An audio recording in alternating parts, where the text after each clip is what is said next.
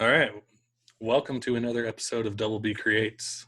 This is Kevin and Brad talking to anyone who's a CEO, business owner, entrepreneur, influencer, musician, anyone who's self-employed. And today we're talking to another guest who I recently got to know fairly well, and he's one of my favorite people because he's more than happy to lift other people up and he wants to grow together, which is what it's all about. So without any further introduction, this is Richard Kaufman. He's the comeback coach. And if you don't mind us telling you, holy hell. I do this every time. If you don't mind, tell us who you are, what you do, and tell everyone who listens where they can find you. Right. First of all, I met Gary Vee. We had lunch about 2 years ago, and the one thing he told me when we were having that lunch was, "Make yourself a hashtag." So anybody wants any information, they can just go hashtag the comeback coach. It'll come up on all my social media, my books, and everything. It's just they call me the comeback coach because I've come back from drug addiction, alcoholism, homelessness, PTSD, TBI, blindness, and now I help people that are struggling with depression, PTSD, TBI, any health, fitness, addiction related issues. So that's what my goal in life is, just to save another life. That's So beautiful. that's what I do. On Yeah. top of that, you are a vet. Is that correct? Yeah. I don't have any cool stories. I took a total of 20 years, but I got thrown out the first time for being a drug addict. They let me in again, and I was about to be thrown out a second time, not for being a drug addict, but just for being an asshole. And that was going to be thrown out the end of September of 2001. And on that one morning, Tuesday morning, I woke up, turned the TV on, and there was planes flying into buildings. And from where I sit right now, I can see the World Trade Center. And grew up maybe 5-10 minutes from there, and we all knew people that worked there and didn't come home that day.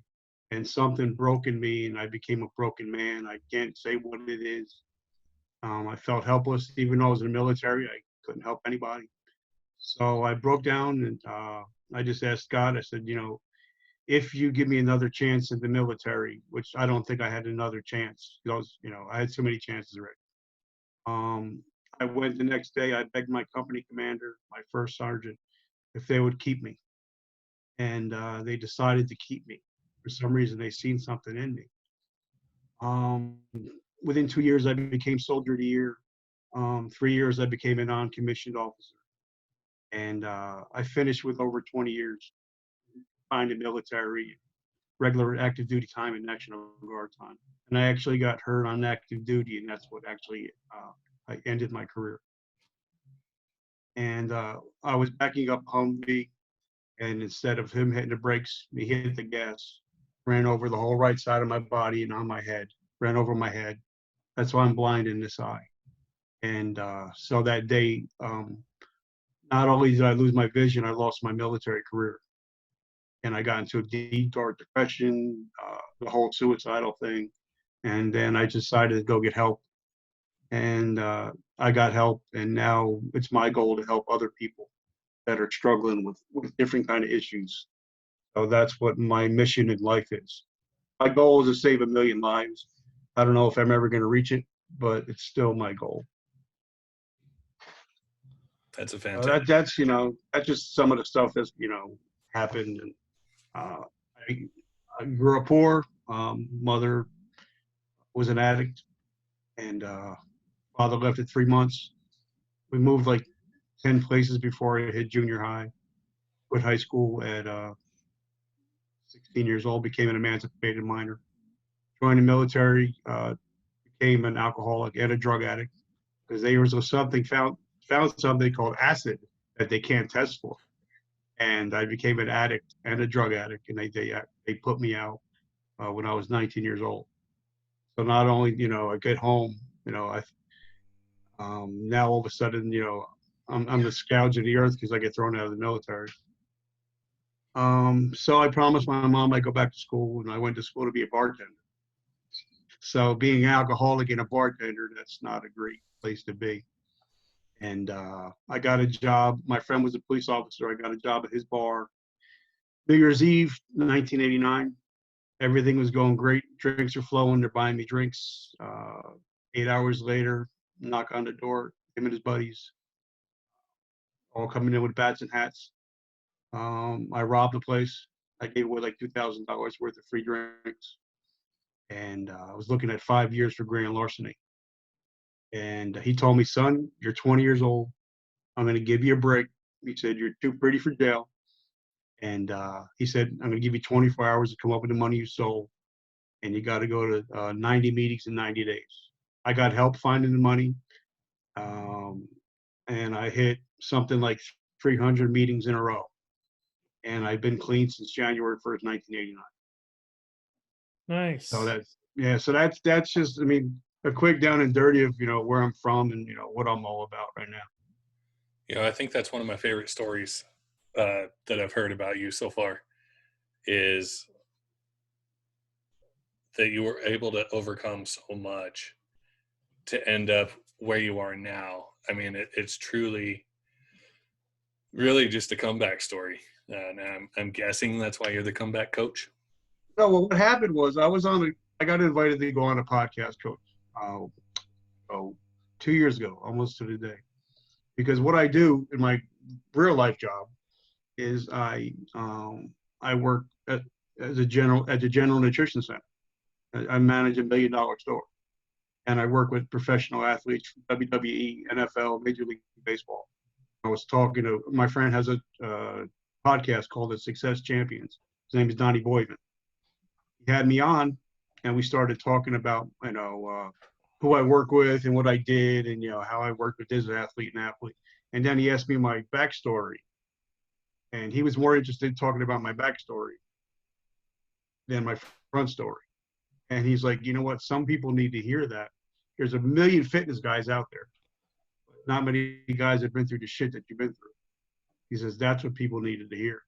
And that's when the light came on. It's like, okay, maybe I can help other people come back, because if they just see me, a guy that's, I only got a ninth grade education, I've read almost 5,000 books, I'm running $1 million store. If I can do it, any Momo could do it. And that's when it all just started. And then I wrote my book. It just started from there to, um, it's amazing how just having a podcast, I was talking to somebody, they emailed me a couple weeks ago, last time we talked, matter of fact. The gentleman was watching my Facebook Live, and he had his 9mm locked and loaded, ready to eat his gun. And he watched my show, and he decided to call 911 and check himself into rehab. And stories like that is stuff that keeps me going. Like we talked about the last time. You're in this to make money. It's not happening. If you're in here to try to help people, you're never going to be rich. But it's when you hear stories like that, it makes what we do, worthwhile. It just keeps me going. Shit, dude, I never heard that story until just now. That's incredible. That's Yeah. a great story. Yeah, but like I said, so even if I just changed that one person's life, I changed the world. So, and it's like that story. I don't know if you ever heard it about the little boy that was walking down the beach, and the old man saw him. The little boy was just picking up starfish, and he was throwing them back in the ocean. And the little old man said, "Why, son? Why are you doing that? There's millions of them out here." The little boy looked up with the old man, and tears in his eyes, and said, "Sir, I can't save them all. I can save this one fish." I changed his whole life. So if we can do that, and it's all worth what we're doing. So that's why I do what I do, and I love it. I love it. It's my passion. I don't think me and Kevin really understood how much our podcast would affect people.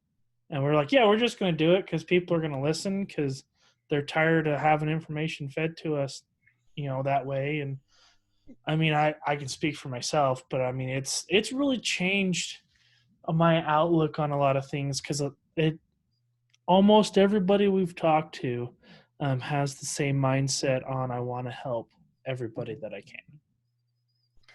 Well, I was watching it live today, and he said, I don't do anything for myself.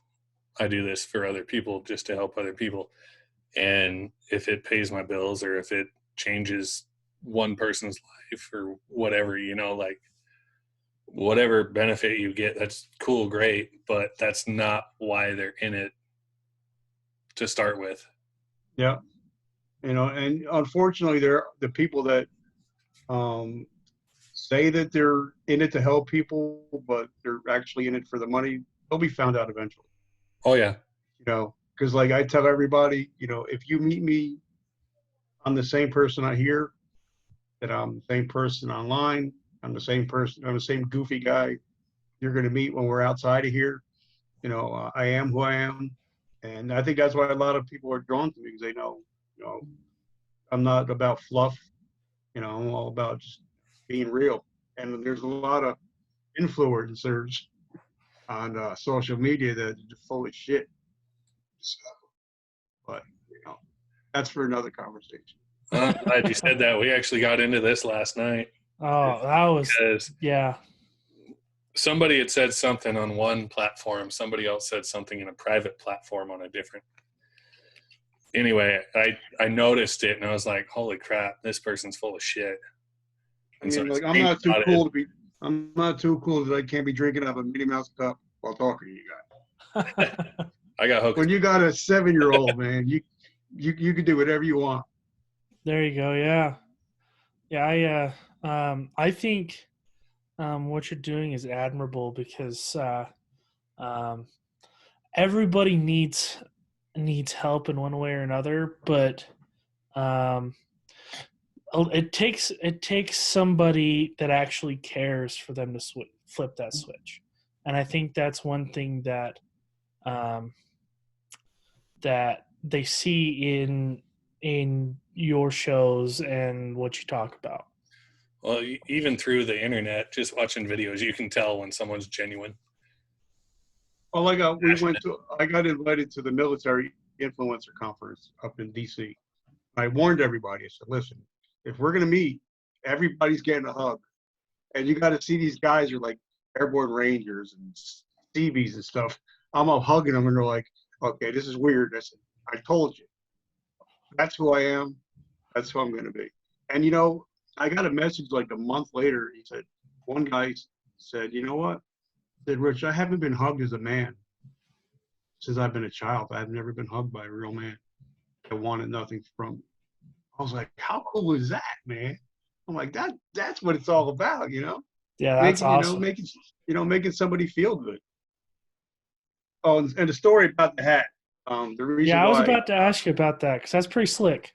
the reason why I wear a hat is Chris Kyle is somebody that I really look up to. And when I first started this whole thing, I'm like, all right, I got everybody's known for something. Everybody's known for, and I was like, I always seen Chris Kyle wearing a hat.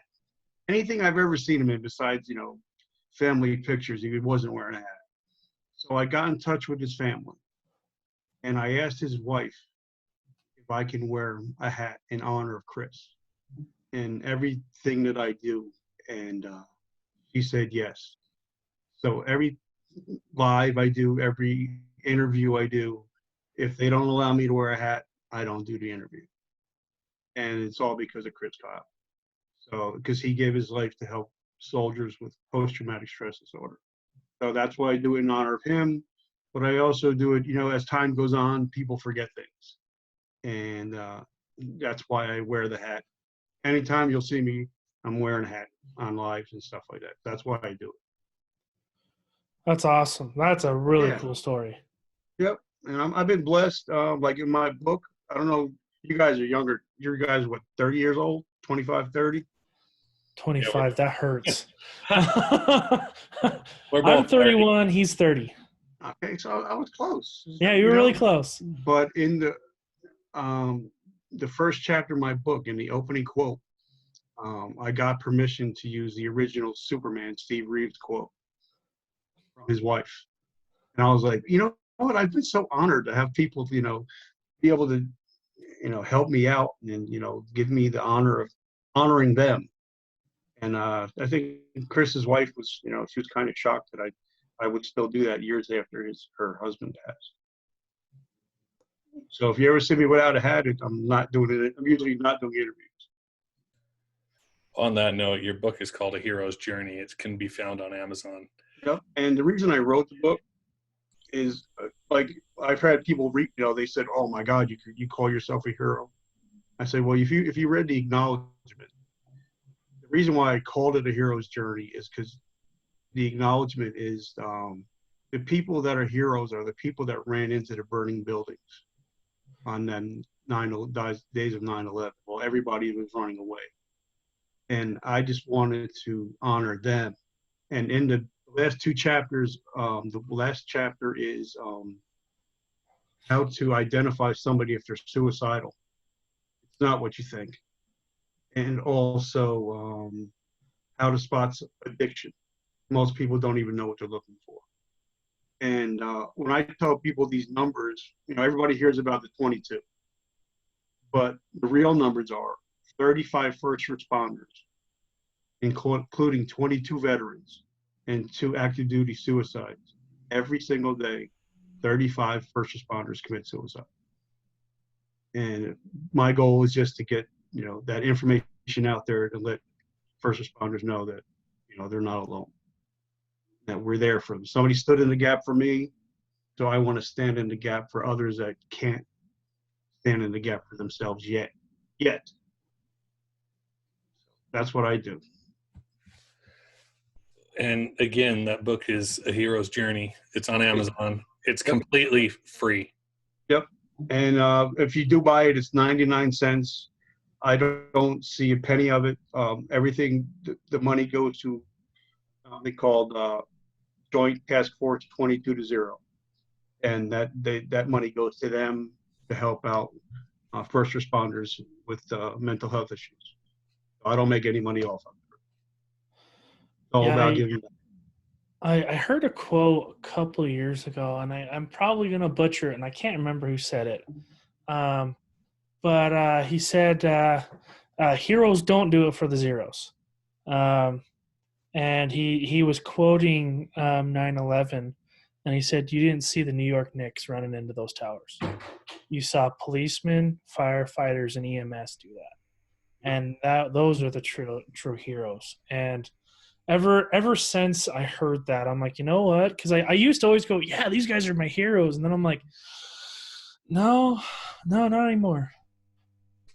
Yeah. I mean, like me, it's kind of like I see, like when Katrina happened, all you see is military personnel, police officers and fighter fighters leaving their homes that are, because I was in the National Guard some years ago, and I lived in South Carolina where there's a lot of hurricanes. So I left my home to go save somebody else's home. And we had a lot of guys that did that. So, the guys that were saving other people's homes knew that their wives and family were in a gym somewhere with their house and that their house just got blown away. But they're trying to save somebody else's house. Those are the heroes. Those guys are heroes. So that's what I consider heroes. Somebody that'll, like I heard something about, the Navy and the Air Force, the Navy and Army football game. That's the only game where the people that are on the field are willing to die for the people that are watching.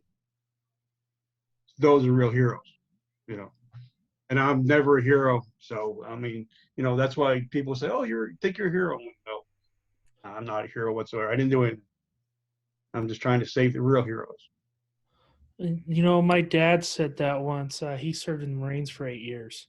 And I'm like, yeah, you're a hero, Dad. He goes, no, I made it back. The ones that didn't make it back are the true heroes. And even the guys that did make it back, but their mind is still over there, Mm-hmm. you know?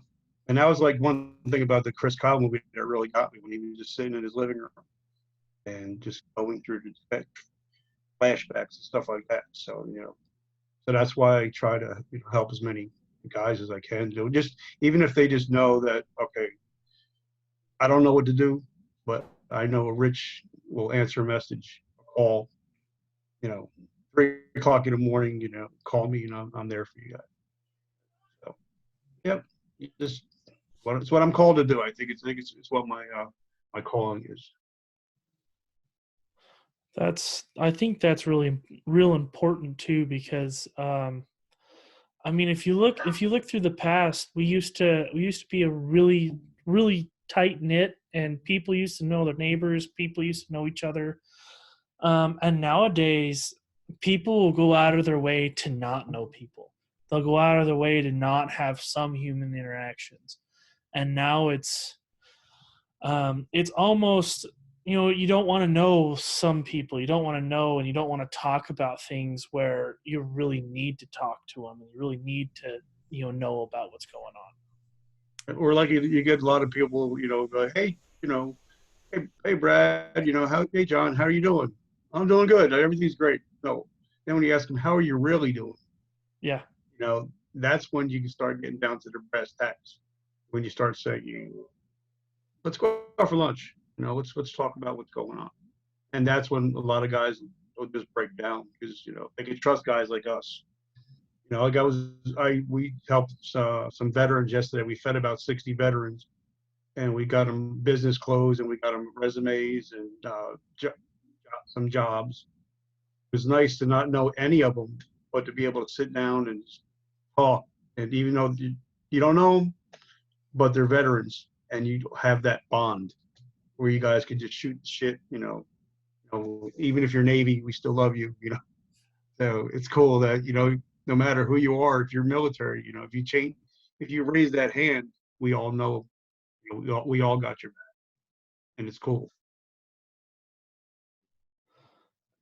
Yeah, I think that's one thing that I tried to join the military, but I had a back injury, so I was 4F. But that's one thing I learned from my dad was there's a brotherhood there, and it's just an unbreakable bond, and you just know, and it's something that I've always tried to adhere to because I've got a lot of friends that are both in the military, and they've gotten out, and some of them are like, well, why do you do things this way? And I'm like, well, because it's just I'm trying to be better and trying to do better. I had a friend who was kind of a dick to because he wouldn't get help, and so I started to force him to get help. And then he started getting help and started to see the changes. And he goes, "Why'd you force me?" And I'm like, "Because I know you wouldn't do it. That's that's why I did it, and that's why I stayed." And um, uh, it's I don't know, it's something that when I talk to those friends, and I try to talk to everybody that I can that's in the military because I believe I owe them, and I owe them my friendship at the very least. I get it, and the weirdest thing, like we'll go, like I don't wear any veterans hat or anything like that. I hate when somebody say, "Oh, thank you for your service." No, I'm not that. I'm that guy that always just shies away from it. I don't, you see a lot of these guys, they've been out 30 years and they're still wearing all their insignia and their fat hats and stuff. And that I'm not that guy, but I totally understand how it, you know, um, like the great thing about being in the military is like, if we can be out somewhere and I could, just say piss bottle and everybody, the guys who are in the military, they're all going to know what I meant. And all the civilian people are just like, what? So it's pretty cool that, even though we don't know each other, something as stupid as eating chow can just bond us. It's amazing. It's a brotherhood, like you said.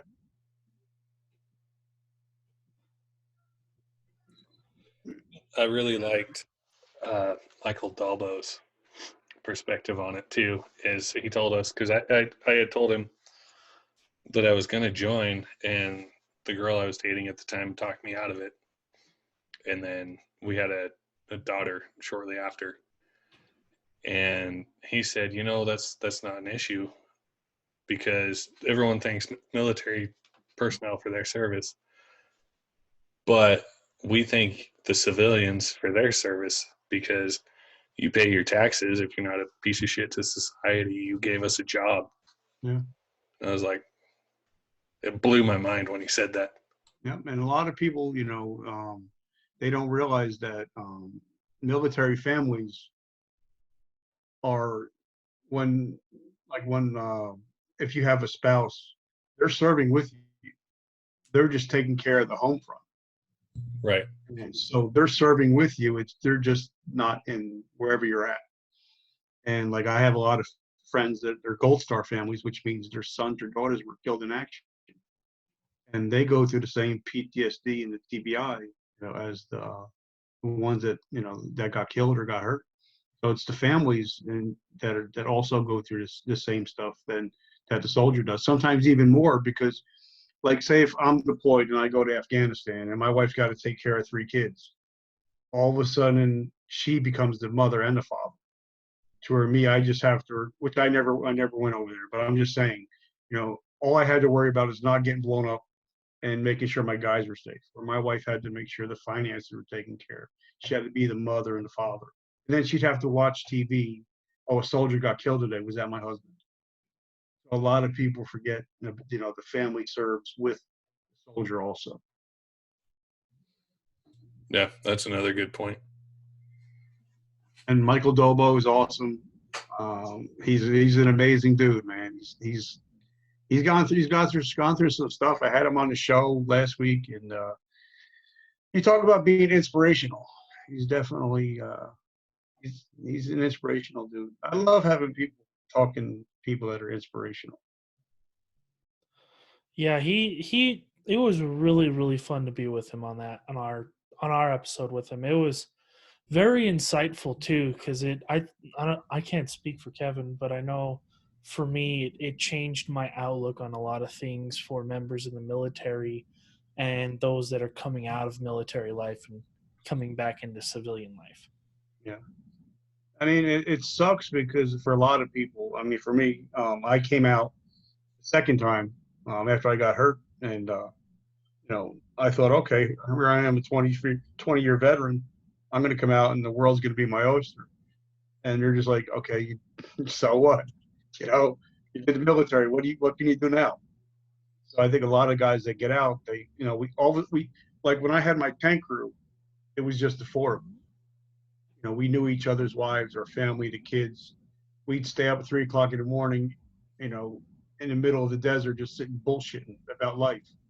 Then all of a sudden you come home and you lost your tank crew. You've lost your platoon. You're by yourself now. And I think a lot of guys get lost because they don't have a mission anymore. Like now I found my mission again, but when I got hurt and it's like, okay, what do I do now? My whole life was becoming Sergeant Kaufman. That's who I was. And then it was taken away from me. So now I had to decide, who's Richard Kaufman? Who am I? Because you're not Sergeant Kaufman anymore. You have to really, sit back and decide, all right, well, who am I and what am I about? And, and I tell everybody, self-awareness is a MF, So I think Dolbo's also had that same thing. He had to figure out who he was and what he's about now. Yeah, you you end up having a first name again. Yeah, because everybody you talk to, you go by last names. You don't have a first name. So, what was your biggest struggle switching back to, I guess, the regular life? Not knowing what a regular life would be because, when I got sober, or even up until 10 years ago, I never laid down roots. You know, I was always that guy. All right, you know, we need to go somewhere. All right, let's pack my go bag and I'm out. And now, you know, I met my beautiful wife, my bride, Michelle, and now we got 3 children. And it's nice to have a home and knowing that, you know, I don't have to leave anymore. You know, I don't have to get my go bag and get ready to go. But then sometimes it sucks because I don't have my go bag and I can't get ready to go. You know, so when the shit kicks off, like I was all excited when stuff was happening over in Iran. I was like, shit, but I can't go, you know? So it's just kind of just finding a new normal. And I think that one of my lowest points is when I got hurt. And like the next month when I knew that they had drill, they were all getting together and they were putting on their uniform. And I realized I put my uniform on for the last time, that I'll never wear that uniform again. You know, it's kind of like taking, you know, Superman's cape off. So, and I think that was the hardest part, is just trying to fit in civilian world with a warrior mentality. Because in the, you know, civilian world, you work 9 to 5, you get off 5 o'clock, you go home. In the military world, you get done when the mission's done. You know, so if you get it done in 4 hours, you knock off for the rest of the day. You know, if you have to work 18, 24, 30-hour shift to get it done, you do it. So that was the hardest part of being a military and being a civilian. It's just like, what do you mean you guys are going home? The work's not done. I will do it tomorrow. And then you're just like frustrated. Okay, whatever. You know? I can understand that. I had a grandpa that was the same way, and I helped him do a lot of HVAC. And there was one day, I'm like, okay, it's 7 o'clock, time to go home. And he starts pulling out lights. He goes, not yet. And I'm like, wait, what? He goes, we're gonna finish this damn house. And I really, I think that's one thing that I wouldn't trade, is learning from my grandparents and my dad, um, to get it done, and you're not done till it's done. Well, like And I tell my kids, they call it Kaufman time, where if you're 5 minutes early, you're 10 minutes late. You got to be 15 minutes early to everything. And they're like, yeah. Well, I always tell them, what's Kaufman time? Yeah, we know. But it's kind of like instilling them into them. You know, they may not go military, but at least they'll have that mental mindset. You know, that you have to, you do what you say, and you say what you do. yeah, I Yep. really really like that. Yeah. It's like me, So always 15 minutes early to everything.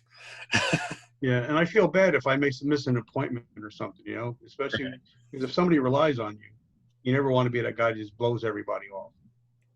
And it seems in the civilian world, a lot of times it's like, oh, I can't make the appointment today. Well, what are you doing? I'm going to the beach. What do you mean you're going to the beach? We got shit to do. What do you mean? So it's fun, you know. And the journey I'm on is it's an amazing journey that I'm on.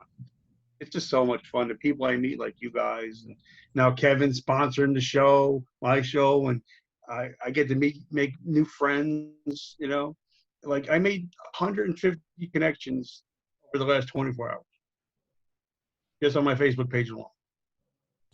That's awesome. Followers, just That's 150 awesome. followers. And I'm at like 1,000 followers plus my 5,000. I'm like, wow. I'm like, and when I moved here, nobody even knew who I was. Now, Yeah. if I go You shopping, gotta if catch somebody's up. like, hey, that's that guy. That's the comeback coach right there. I'm like, that's so cool, you know? Yeah. So you, I did something, and all of a sudden my Facebook influx like just went insane. And like I yeah, went from like 200 friends to like 900 in the past month. it's crazy, right? And Yeah. now you're doing a show. And like I said, you don't know who you're going to affect with your show. Yeah. You know, you might not never know it, but it's kind of like throwing a pebble in the ocean, you know, throwing it in that pond, and it'll just bam, and you don't know who you're going to reach. Yeah. The episode that we recorded right before you today, um, he said I was listening to one of your episodes, and this guy said this thing. He was like, "That's going to stick with me forever." Hmm? And I was like, "That That's a win. Yeah. Yeah. Well, like the other day, like for instance, I had a guy he messaged me, and he was watching. Somebody sent him one of my YouTube videos, and he said him and his wife they had a big argument. He had a bottle of whiskey and he had a bottle of pills, ready to commit suicide. Somebody told him to watch my YouTube video. He watched it and dumped out the pills and messaged me on Facebook. Said, "All right, the three words that you told me really stuck with me." And what I said was that the three most important words in the English language is today I decided. And he decided he's sick and tired of being sick and tired. So, and I wasn't even making the video for me. I made it for somebody else to put on their show. And somehow somebody got it to him. So it's pretty cool. You don't know who you're going to affect, just by putting it out there. Right. Once it's out there, it's out there. Right. Once it's out there in social media land, it's out there. Oh, yeah. Whether it's good or bad, it's out there. So you might as well just be real, or else you're going to get stuck and get caught. I will say I'm glad I got through my whole childhood before the social media craze. Well, see, I did. I put everything I ever did wrong in my book. So that's out there. All the crappy shit I did. So that's why I did it this way. Now it's out there. I don't have to worry about it. If it comes back, people say you were a drug addict. Yeah, I was a drug addict. Now I got a beautiful wife, beautiful home, 3 beautiful children, beautiful home, and I'm clean and sober. Now what? What can you tell me about me? What can you say bad about me? I already told you what I did. Right. Yeah, so it's Yeah. free, pretty free. But you don't care what anybody thinks anymore. It's pretty free. Yeah, I think that's a good lead into my next question is, what's your definition of success? Well, when I had, I talked to Gary V almost 2 years ago. We were talking for a couple minutes. We just got together at his father's wine place. I said, Gary, give me something I can take away. He said, Rich, he said, your legacy will always be more valuable than your currency. And that kind of just changed my thought process. And I'm like, what are people going to be saying at my funeral? Am I leaving a legacy for my children, for the world, or am I just going to be, there's a birth date and then there's a death date. It's what we do with the hashtag in the middle that really matters.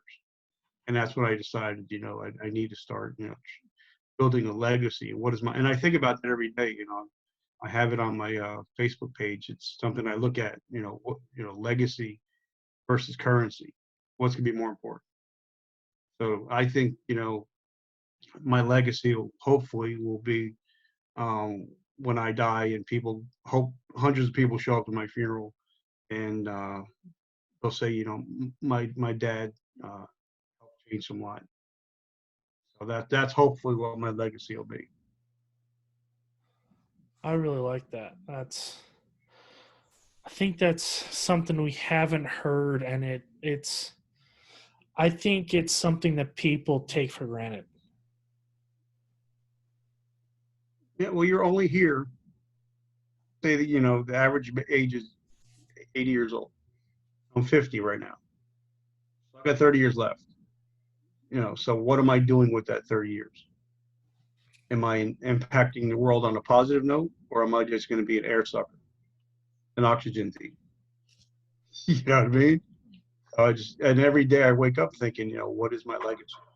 And that not in what do you call it, a selfish way, but just what am I doing, to give back? What are other people going to say about me? Because people say that legends talk about themselves, but heroes get talked about. And I want to be one of those guys that like, yeah, I remember that comeback coach. I remember him from years ago. I used to watch him on YouTube. He saved a lot of people's lives. So that's what I hope my legacy eventually will be. I like it. That's awesome. I like it. Oh, Easily one of my top 5. appreciate that, man. Like I said, it's fun. It gives me a reason to wake up every day because on my Facebook page, I get notified when a lot of the soldiers get killed. I get notifications. So I kind of see it like thinking, wow, that's one that slipped through the crack that I couldn't get to. Right. So it kind of keeps it real every day, So I'm grateful you guys had me on, man. I'm appreciative. I really am. We appreciate your willingness to do so. Oh, well, I'm everywhere, so I got no shame in my game, because like I said, we don't know who's going to watch this. Right. We Yeah. don't know if somebody has a brother that's struggling with alcohol.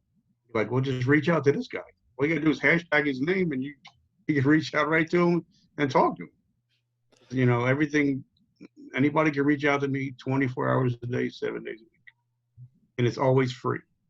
Always. That's very admirable that you're willing to do that. Well, like I said, but, somebody did it for me. That police officer, it was funny, the police officer that I robbed gave me a second chance. And he didn't have to do that. He could have let me rot in jail and that would have changed my legacy in a bad way. Right. So now I want to, change it, somebody else's lives in a good way. Because there's a lot of people that destroy other lives and they don't even realize they're destroying other people's lives. Or they don't care.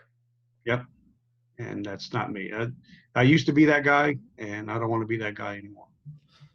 Well, and I think one other thing is seeing how everybody wants to help. I mean, everybody we've talked to, they want to help. Where in the past it used to be, and it still may be, that some people just didn't want your help unless you were interested in buying something or interested in paying for something. And with me and Kevin doing this podcast, it is so uplifting that there's so many people out there willing to help and wanting to change and wanting to do change. And you don't hear about it. And it's I don't know. I think it's more invigorating every episode we do to hear more and more people that are wanting to do more and more better things. Yeah, well, because it's not very sexy or popular to be able to want to do things and not being like Grant Cardone and just annexing everything and just trying to make every dollar they can off a person. Where we're trying to change their lives, affect their heart, not their wallet. It's not that sexy and cool, But somebody's got to do it. Might as well be us. Might as well. Might as well be us. Absolutely. So like I said, I'm grateful for you guys having me on. It's been fun, and if you guys ever need anything, I'm here available 24/7. All right. Perfect. On that note, I don't have anything else for you. Do you have anything else, Brad? I do not think so. Okay, so if the only other thing I'd like to add for your audience is, last thing is, two things is, one is be humble. Second is to be teachable. And the third thing is to find a good mentor. Those are the top three things for success, whether you're a business person, whether you're an entrepreneur, whether you're a musician, is, biggest thing is finding a mentor and being teachable by that mentor. Because you can't learn anything. God gave you 2 ears and 1 mouth for a reason. You got to listen twice as much as you talk. So sometimes you just have to humble yourself. And that's the tip of the day. I like that tip. That's a good tip. Also, go check out A Hero's Journey from Darkness to Light on Amazon. Hop on the social medias. Check out hashtag The Comeback Coach, and you'll find Mr. Kaufman here. And my tagline is, everybody loves a comeback story, and today might be your day. I love it.